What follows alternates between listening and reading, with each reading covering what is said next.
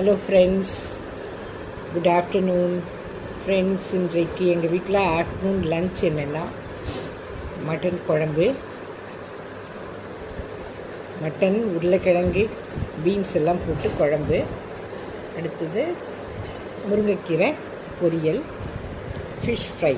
இதுதான் எங்களுடைய lunch friends. இந்த லன்ச் உங்களுக்கு பிடிச்சதுன்னா நீங்கள் லைக் பண்ணுங்கள், ஷேர் பண்ணுங்கள், கமெண்ட் பண்ணுங்கள் அண்ட் சப்ஸ்கிரைப் பண்ணுங்கள் ஃப்ரெண்ட்ஸ்.